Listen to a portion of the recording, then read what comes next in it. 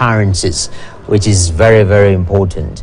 But that notwithstanding, we want to move on swiftly to something different, and this touches on the issue of return to work. You ask yourself, did you work, for a short stint while we were at the height of the pandemic? Were you asked to go home and work from home? Some people are told take a break a little bit, but right now people are being asked to get back to work. Let's look at some numbers. All right, so for workers' preference, what do they say? Globally, there is this trend where 59% of workers now prefer to work in a hybrid setup, 32% prefer to work remotely, and 9% prefer to work on site. And that is very important to note with the dynamics that we are having. But let's look at the leadership, because leadership is very critical. As workers, you might want to work hybrid, but if your leader says you're not working hybrid, then that's it. So far, looking at the global trend, over 50% of business leaders are saying or are requiring their workers to return to work in person. They need people back into their offices. Should that be a worrying trend? We will look at that. But talk about also transitions in regards to what we tested at the heart of the pandemic. And now, how are people transitioning? 52% of workers prefer to switch to full-time remote or hybrid jobs. This is for the year 2022, and already we are halfway the year 2022. Have the 52% made that decision to work hybrid or at least full-time remote? And do their bosses allow them? Well, we'll look at that dynamic. And there's also the issue of executives. Talk about the executive office.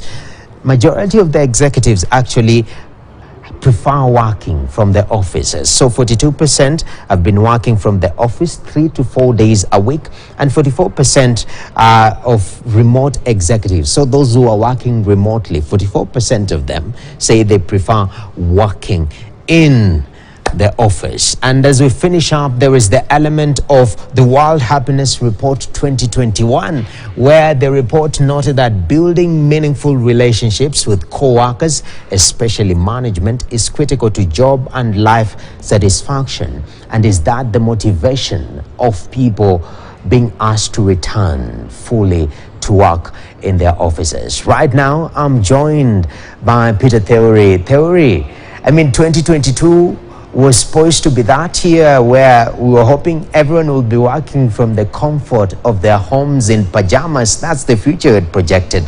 But it seems to be otherwise. People are being asked to return back to the office. Why? Thank you. Noah, I want to think about this on-site thing as new music. When new music comes out, everybody is excited. Now we have a new song out here. After some time, you're like, play too much on repeat, so I think it's not a very good song anyway. But after a long time, you start thinking, well, it was a classic, that one, so I need to go back to that and re-listen. Same thing with this work from home arrangement, it was a new thing and everybody wanted to be away from office, with the children at home, holidays, everything. But with time, people started getting tired with it. And it's not only those who are working from home themselves, but even the bosses. There was the whole talk of we are cutting on expenditures, fuel and everything, but then you realize you're also incurring a lot more by being in the house. Everybody is inside the house. Now, if you remember, I've done this before about people now working, staying at home and even creating home offices, but realizing these spaces that we have, the house spaces that we have, are very small. Now we have children at home, they're on holiday, we've couples at home, everybody are cramped up inside that small space, and they started realizing you've got to do something about it. So it was not all rosy. At some point, something had to give and people had to come back to work. Just why that is happening is because I think we looked too much at those jobs which can allow for that kind of working arrangement where people can work from home. But we forget that things like construction and such jobs will never allow you to be home. So you're looking at a very small percentage of jobs that were still ongoing, kind of, if I am to say, and those were the ones that allowed people to work from home. Others completely stopped. And yes, as economies reopened, you realize that things like construction come back to life, and you realize a lot of people who stayed home, you would have thought working from home, doing other things probably, are now back on site. That's one of the reasons.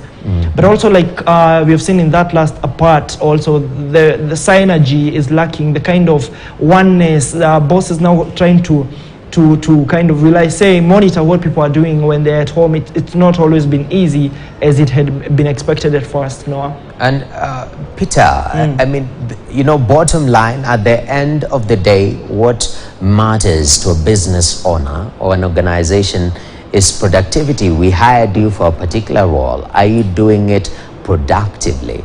Looking at the dynamic of that season where we had a lot of people working from home vis-a-vis the offices, how do we compare productivity of individuals in these two setups?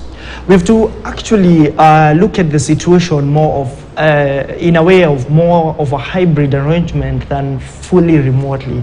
Because what most companies did is, you know, have a lot of spaces. So some people can still come at work. We're still maintaining that physical social distance and everything, but we still have some people in the office. So it was hybrid. And if you ask, there's a CEO who told me at that time that, well, the chit chat that's usually there when people come to office is no longer there. The time they spend on traffic gridlocks is no longer there. So people are actually being more and more productive, working away from office or in the hybrid arrangement. But then with time you realize there are those common aspects. There are people who actually work together better. The meetings that needed to be held, you needed to know if somebody might be working too much while being away from office, and they will burn out ultimately, or they feel disenchanted, and they're not there for you to see that happening. So the productivity for many companies or for many business leaders actually went up with the hybrid arrangement. But at some point, as the fatigue started setting in, it started dipping again, and as lack of, you know, that kind of cohesion or working together with teammates or workmates, it affected people ultimately, and eventually the performance was not as good as had been expected. You know, I remember he said that the world had been flung 5 years into the future. We thought it was something that was going to carry on into the future. But then you realize that with time, people start getting tired, and you realize that that thing that you really hated is a classic. You can go to office, meet somebody, feel good about it.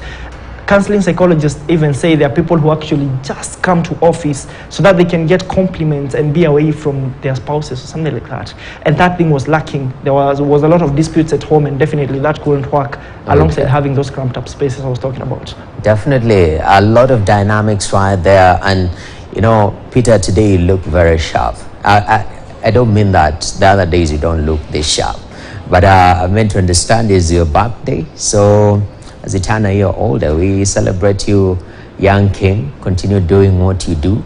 You're an excellent man, you know.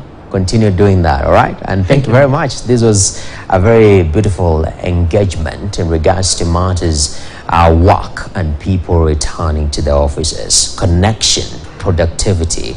We take a short break right now. When you come back, we have BBC Money Daily, and thereafter